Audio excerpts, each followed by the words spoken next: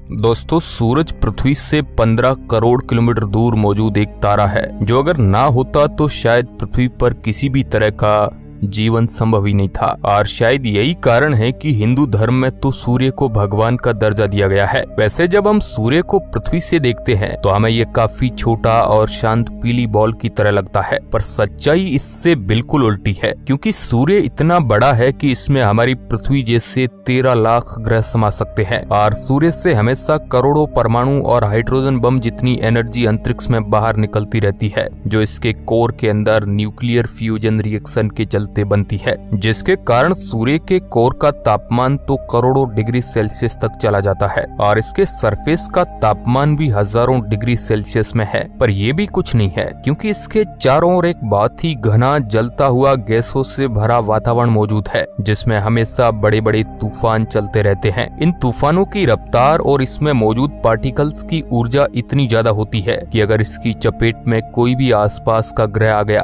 तो वह पूरी तरह से बंजर बन जाएगा और जलकर राख हो जाएगा। इसका एक एग्जाम्पल आप सूर्य के करीब मौजूद मरक्यूरी और वीनस ग्रह को देख सकते हैं, जहां का तापमान 400 डिग्री सेल्सियस से भी ज्यादा है। इतना ही नहीं, मंगल ग्रह की आज जो हालत है वह भी इन्हीं शोर तूफानों के कारण हुई है, क्योंकि मंगल ग्रह के पास पृथ्वी की तरह अपना कोई मैग्नेटिक फील्ड मौजूद नहीं है जो उसे सूर्य पर चलने वाले इन खतरनाक तूफानों से बचा सके। पर सच्चाई तो यह है कि पृथ्वी के पास अपना खुद का मैग्नेटिक फील्ड होने के बावजूद भी कई बार सूर्य से आने वाले ये खतरनाक सौर तूफान पृथ्वी पर काफी तबाही मचा चुके हैं। 1990 में ऐसा हो चुका है जब सूर्य से निकलने वाले एक बहुत ही बड़े सौर तूफान की टक्कर पृथ्वी से हुई और इसने पृथ्वी पर मौजूद लगभग सभी इलेक्ट्रॉनिक जो सैटेलाइट है उनको काफी नुकसान पहुंचाया था। इससे अरबों डॉलर का नुकसान हुआ था और पूरी दुनिया का कम्युनिकेशन एक दूसरे से काफी प्रभावित हुआ था। और उस समय तो इंसान इतनी टेक्नोलॉजी का प्रयोग भी नहीं करते थे,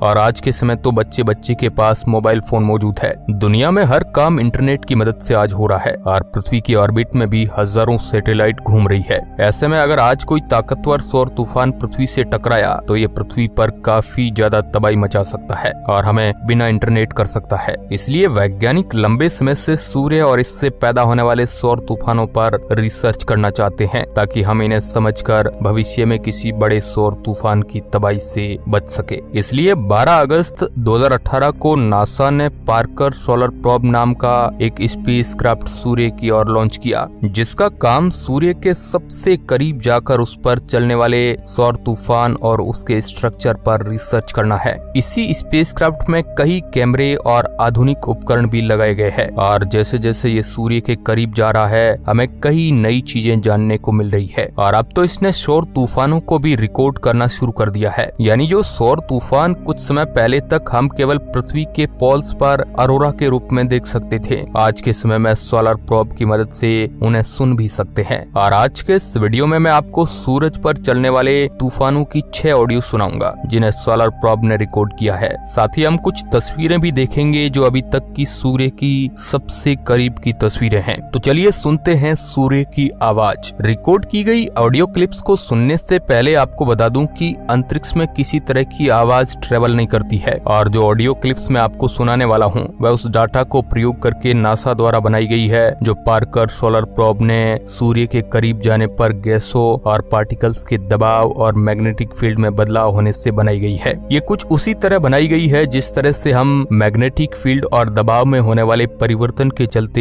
स्पीकर्स और हेडफोन की मदद से आवाज को सुनते हैं। तो चलिए अब शुरुआत करते हैं अपनी सबसे पहली ऑडियो से। अभी आप जो ऑडियो सुन रहे हैं ये सूर्य के वातावरण में पार्कर सोलर प्रोब के एंटर होने के दौरान प्लाज्मा और इलेक्ट्रॉनिक पार्टिकल्स के दबाव में होने वाले परिवर्तन को रिकॉर्ड करके बनाई गई है।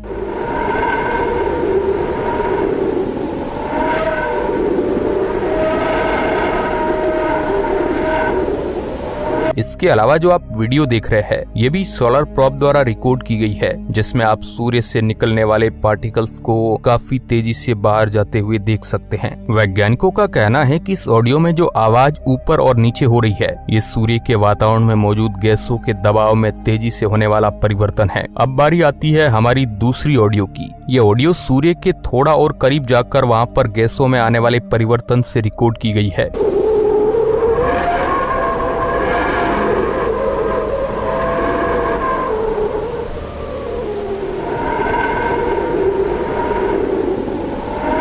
और ये भी काफी ज्यादा अजीब डरावनी आवाज है, जो कभी तो बहुत ही कम हो जाती है और बहुत ही तेजी से बढ़ जाती है। इस तरह की आवाजों को वैज्ञानिकों ने खास नाम विस्टेलर मेड वेव दिया है, क्योंकि इसमें आपको सुनकर ही लग रहा होगा मानो कोई बहुत ही तेज सीटी बजा रहा हो। अब बारी आती है हमारे तीसरे ऑडियो रिकॉर्डिंग की। अभी आप जो शांत और तेजी से बढ़ती हुई एक विसल जैसी आवाज सुन रहे हैं,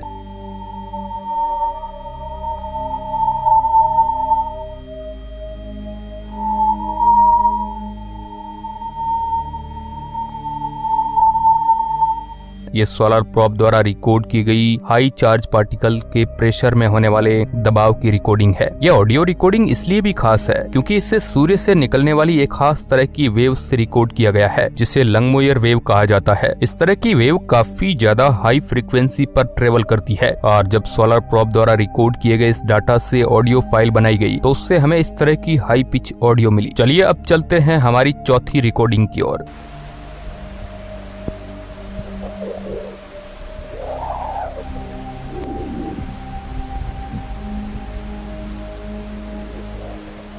अभी जो आपने आवाज सुनी ये सूर्य से निकलने वाले शोर तूफानों की एक खास तरह की डिस्प्रेसिव वेव से पैदा हो रही है। इस तरह की वेव सूर्य के काफी ज्यादा करीब पैदा होती है और इन वेव्स की खास बात ये होती है कि ये बहुत ही हाई फ्रीक्वेंसी को बदलती है। वैसे मुझे तो ये आवाज सुनकर ऐसा ही लग रही है जैसे हमारे पृथ्वी पर तेज तूफान आते हैं। वैसे आपको ये आवाज किस तरह की लगी, आप कमेंट करके हमें बता सकते हैं। डिस्प्रेसिव वेव के बारे में वैज्ञानिकों का ये भी कहना है कि सूर्य पर चलने वाली ये वेव शोर तूफानों के साथ चलने वाली हाई पिच फ्रीक्वेंसी वेव है, जो अगर पृथ्वी तक पहुंचती है तो इसके एनर्जेटिक पार्टिकल पृथ्वी के इलेक्ट्रॉनिक सामानों के लिए काफी घातक साबित हो सकते हैं। चलिए अब बढ़ते हैं अपनी अगली पांचवी आवाज की ओर। वैसे पांचवी ऑडियो पहले वाली चौथी ऑडियो से काफी ज्यादा मिलती है, लेकिन इन दोनों के ही डाटा बिल्कुल अलग है। पांचवी ऑडियो को सूर्य के और भी ज्यादा करीब जाकर वहाँ पर गैसेज और पार्टिकल्स के स्पेसक्राफ्ट से टकराने और दबाव में होने वाले बदलाव से रिकॉर्ड किया गया है। इसके अलावा इस ऑडियो को बनाने में सूर्य के मैग्नेटिक फील्ड में होने वाले बदलाव को भी रिकॉर्ड किया गया है।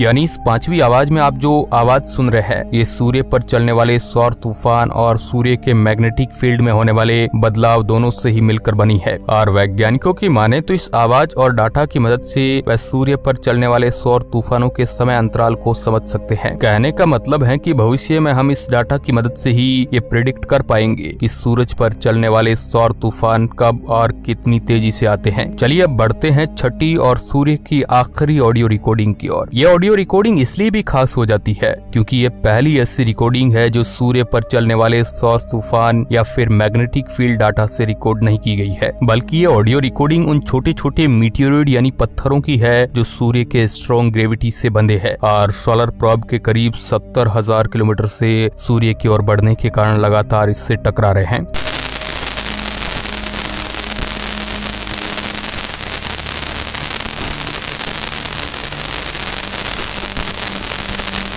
अभी आप जो आवाज सुन रहे हैं ये उन्हीं छोटे छोटे डस्ट पार्टिकल के पार्कर सोलर प्रोब से टकराने की आवाजें हैं और इस आवाज को सुनकर मुझे हमारे पुराने टीवी की याद आ रही है। वैसे क्या आपको भी ये आवाज पुराने टीवी की तरह लगती है? आप कमेंट बॉक्स में हमें बता सकते हैं। वैसे वैज्ञानिकों की माने तो जितनी रफ्तार से ये सभी डस्ट पार्टिकल सोलर प्रोब से टकरा रहे हैं, ऐसे में अगर कोई दूसरा स्पेसक्राफ्ट होता तो वह अभी तक खराब हो चुका होता, पर पार्कर सोलर प्रोब को खास इसी तरह की कंडीशन में रहने के लिए बनाया गया है। इसलिए ये लगातार इन पार्टिकल्स के टकराव के बावजूद अपनी डेस्टिनेशन की ओर बढ़ रहा है और जल्द ही ये सूर्य के और भी ज्यादा करीब पहुंच जाएगा, जिसके बाद हमें और भी कई तरह की आवाजें सूर्य के सबसे करीब की तस्वीरें देखने को मिलेगी। वैसे मैं जानना चाहूंगा कि आपको आज की वीडियो कैसी लगी और सूर्य पर चलने वाले तूफानों की इन आवाजों में आपकी सबसे पसंदीदा आवाज कौन सी है। और अगर आप स्पेस में इंटरेस्ट रखते हैं तो आप हमारे इस चैनल को सब्सक्राइब कर सकते हैं। धन्यवाद।